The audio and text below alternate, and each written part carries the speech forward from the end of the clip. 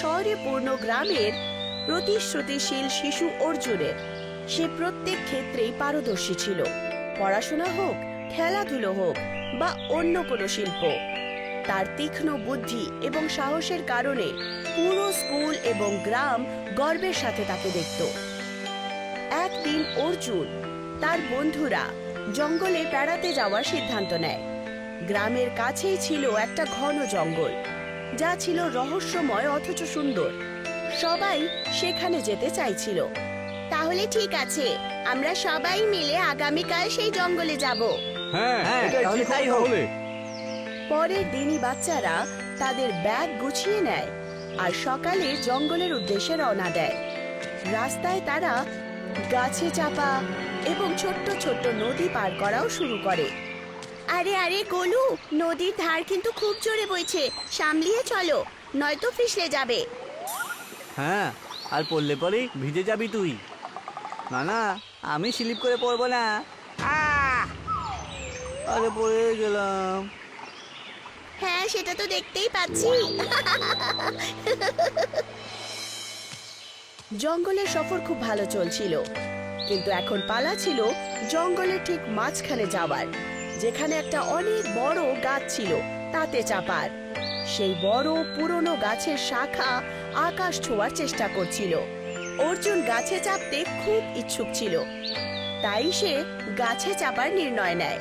কিন্তু অর্জুন, তুই কি সত্যি এর উপরে চড়তে চাস? হ্যাঁ, কেন? কারণ খুব কাছ থেকে দেখলেই বোঝা যায় যে এটা অনেক বড়। উপরে উঠতে উঠতে তো অবস্থা খারাপ হয়ে যাবে, আর কোথাও কিছু হয়ে গেলে? আরে তুমি থামো তো ওখান থেকে। সব সময় সবকিছুতে ভয় পাওয়া আর হেরে যাওয়াটা ঠিক নয়, বুঝলি? সেই জন্য আমি এখন চললুম। অর্জুনের বন্ধুরা তাকে বোঝানোর অনেক চেষ্টা করে, কিন্তু তার আত্মবিশ্বাস দৃঢ় ছিল। আস্তে আস্তে ওপরে উঠতে লাগে, আর কিছুক্ষণের মধ্যেই সে উঁচুতে পৌঁছে যায়। গাছের উচ্চতা থেকে নিচে উকি দিয়ে সে শিহরিত হয়ে ওঠে। কিন্তু গাছের যেই ডালে অর্জুন দাঁড়িয়েছিল সেটা দুর্বল ছিল, আর সেটা ভেঙে যাওয়ার দ্বারে ছিল। অর্জুন ভয় পেয়ে ওঠে। মিনুর সব কথা তার মনে পড়ে। আস্তে আস্তে সে ভারসাম্য হারায় আর নিচে পড়তে শুরু করে। আরে আমায় কেউ বাঁচাও! না! বেচারা অর্জুন মাটিতে পড়ে অজ্ঞান হয়ে যায়। বন্ধুরা ঘাবড়ে গিয়ে তাকে ডাকে, কিন্তু কোনো সাড়া পাওয়া যায় না। অবশেষে মিনু আর গোলু অর্জুনকে কোলে তুলে নেয় আর তার বাড়িতে চলে যায়। অর্জুনের বাড়িতে যাওয়ার পর মিনু তার পরিবারের সদস্যদের সব বলে। অনেক দেরি হয়ে যাওয়ার পরেও অর্জুন অজ্ঞান অবস্থা থেকে বেরোচ্ছিল না, তাই তারা সবাই আরো চিন্তিত হয়। অর্জুনের বাবা সময় নষ্ট না করে ডাক্তারকে বাড়িতে ডেকে পাঠান। অর্জুনের অবস্থা দেখে উনি বুঝতে পেরে যান যে সে আতঙ্কে রয়েছে। ডাক্তার অর্জুনের পরিবারকে কিছু প্রতিকার বলেন আর ওষুধ দেন। অবশেষে ওষুধ কার্যকর হলো। দ্বিতীয় দিন অর্জুনের জ্ঞান ফিরে আসে। মা! অর্জুন বাবু, আরে শোনো, অর্জুনের জ্ঞান ফিরেছে। ঈশ্বরের অশেষ কৃপা যে আমার ছেলে ঠিক হয়ে গেল। ঠিক বলেছ, ঈশ্বরের অনেক অনেক ধন্যবাদ, আমাদের বাচ্চা ঠিক হয়েছে। কিছু সপ্তাহ আরাম করার পর অর্জুন আবার স্কুলে যেতে শুরু করে। আস্তে আস্তে পড়ালেখা শুরু করে দেয়, কিন্তু জঙ্গলের ঘটনার পর সে চুপচুপ থাকতে শুরু করে। বন্ধুদের সাথে খেলাধুলো করতে তার আগ্রহ শেষ হয়ে যায়। আগে যখন সে খেলার ময়দানে সবার আগে পৌঁছতো, এখন সে দূরে দাঁড়িয়ে শুধু বাচ্চাদেরকে খেলতে দেখে। যখনই কেউ তাকে খেলার জন্য ডাকতো, সে অজুহাত দিত। কি রে অর্জুন, তুই আজকে খেলতে যাবি না মাঠে? না, আমি যাব না, আমি পড়াশোনা করতে চাই। পড়াশোনা তো চলতেই থাকবে অর্জুন, চলো না একসাথে খেলি, পরে পড়াশোনা করো। না না, তোরা যা খেল, আগে আমাকে এটা শেষ করতে হবে। অর্জুনের এই পরিবর্তিত রূপ সবার জন্য আশ্চর্য রকম ছিল।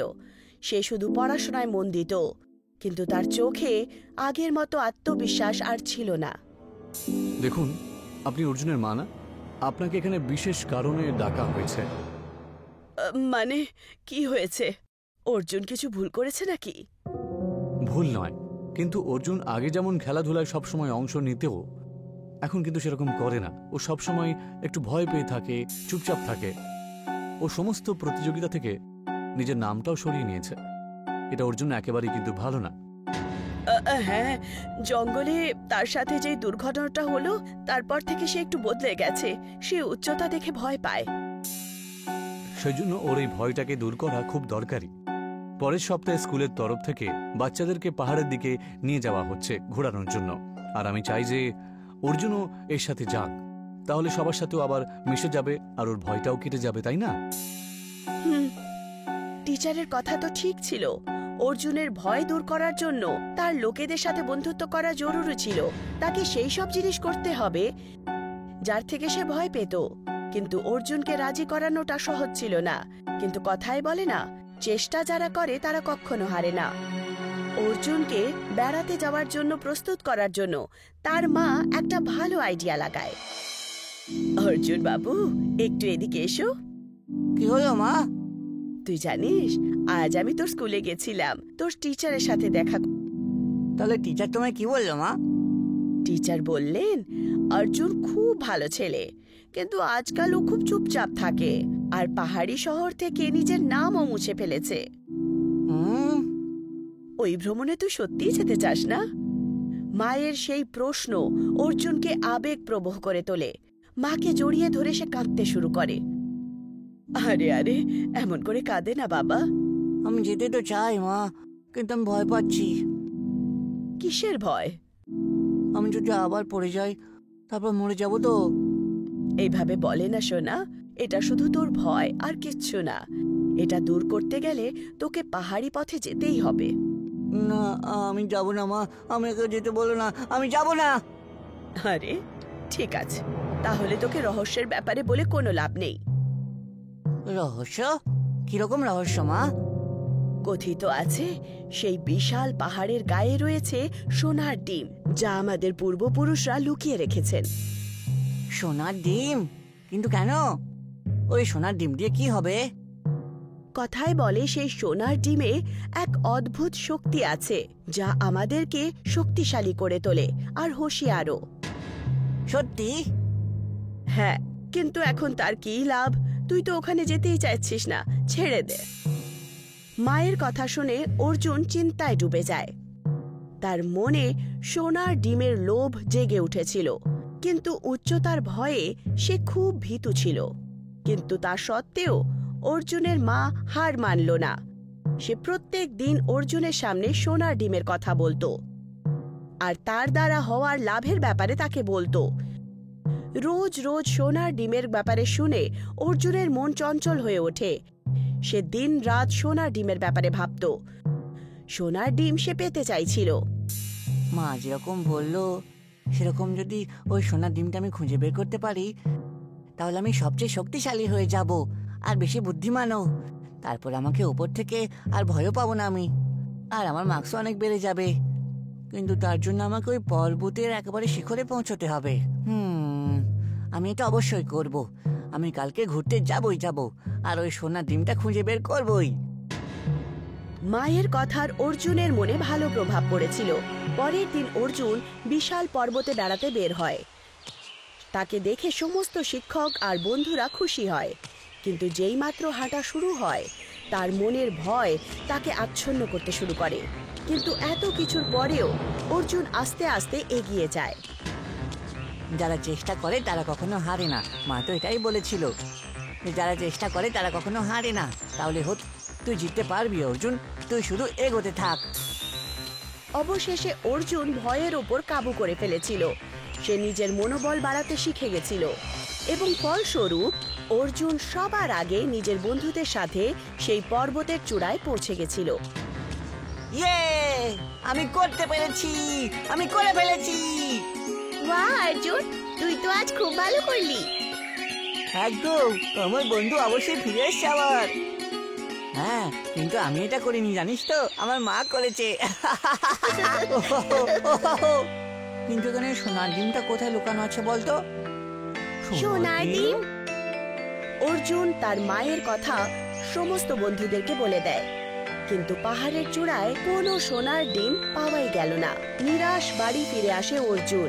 বাড়িতে এসে সে মাকে সোনার ডিমের ব্যাপারে জিজ্ঞাসা করে। তখন সে উত্তর পায়, তুই সোনার ডিম ওখানে পেলি না, কারণ সেটা ওখানে ছিলই না। মানে তোকে জীবনে শক্তিশালী হওয়ার জন্য, হুঁশিয়ার হওয়ার জন্য কোনো সোনার ডিমের দরকার নেই, বরং শুধু নিজের ভয়ের উপরে কাবু করার দরকার। আর আজ তুই সেটা করে ফেলেছিস সোনা। সত্যি? হ্যাঁ, আজ তুই উচ্চতার ভয় দূর করেছিস আর বিশাল পর্বতে পৌঁছে ফেরত চলে এসেছিস। ইয়ে! মায়ের কথা শুনে অর্জুন খুব খুশি হয়। এটা তো সত্যি যে জীবনে কিছু অর্জন করার জন্য আমাদের কোনো আশ্চর্য শক্তির দরকার নেই, ব্যাস ভয় দূর করার প্রয়োজন আর আত্মবিশ্বাস নিয়ে এগিয়ে যাওয়া উচিত।